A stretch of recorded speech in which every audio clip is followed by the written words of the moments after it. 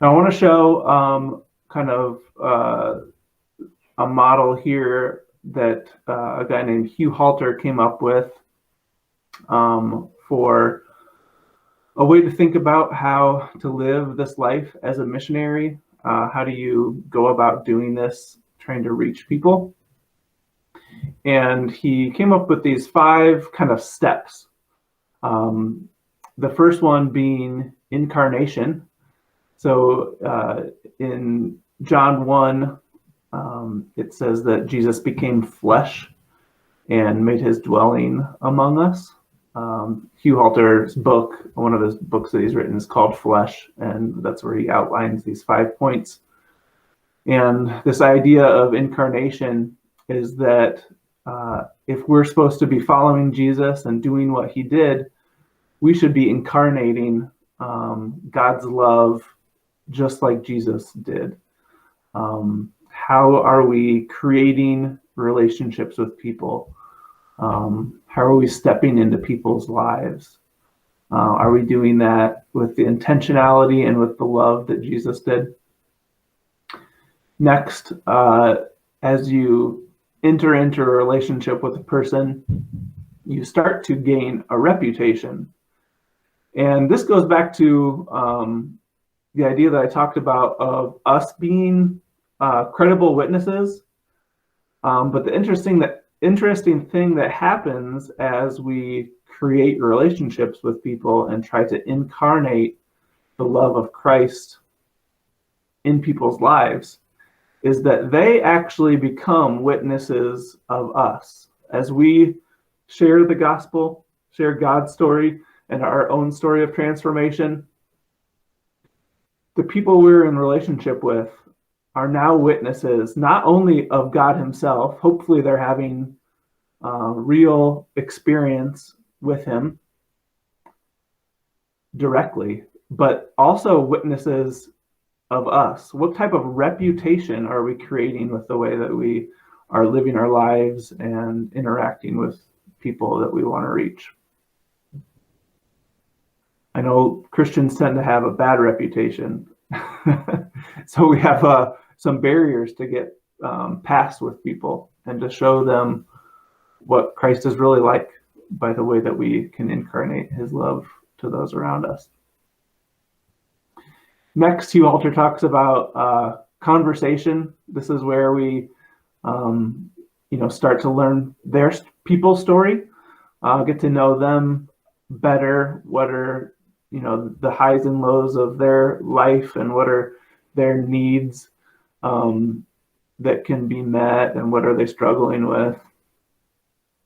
And as you get to know someone and they get to trust you, you get to the fourth step, which is actually showing them how their lives might have a gap between what they see as being good. Most people think they're good people, but as we're able to share scripture with people and share what Christ's love looks like, people start to be confronted with this gap between themselves and Christ himself. It's what we experience to help us see that we need Jesus. And so that's the 4th step that Hugh Halter outlines. And then the 5th being transformation. And this is where we really start to normally think of discipleship as we help people grow and become transformed more into the likeness of Christ. But really, honestly, this whole process, all 5 of these steps is discipleship. Going back to my point from earlier, when Jesus called his disciples, they went straight into mission with him. And they were going out into a world, incarnating God's love, and building a reputation, starting conversations with people, getting to know them, and then showing them what they need. And so this really is all part of discipleship, but it's kind of a pathway that you can see on what it looks like to be a missionary and how you build relationships with people over time. Digging into that point of incarnation just a little bit more. This is actually from the Tampa Underground. This structure here of proximity, presence, powerlessness, and proclamation as being part of what it means to incarnate Christ, to enter into relationships with people with a goal of showing God's love to them and sharing the gospel with them. And just to briefly go over this, proximity is, are you creating space? Are you creating time in your life to be around people? And then are you, creating the time to actually be with them, presence? Are you spending time with people so that they can see you in real life situations? They can start to see who you are and see who Christ is through you, and you start getting that reputation through time with people. And then powerlessness is interesting.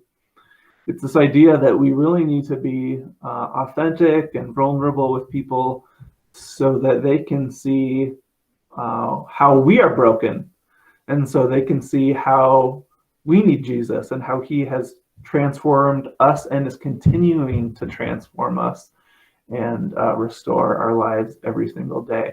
We don't want to build the reputation with people that we are perfect and we're the people who've got it all together. We want to be authentic and show people who we're trying to reach that we are powerless without Jesus as well. We are in need. There's a gap for us, and we want them to see that. And then lastly, proclamation. This is where you use the words of Jesus, use scripture to help people see the truth of who God is and what he's done for them. So those are the 4 pieces, the 4 P's of incarnation.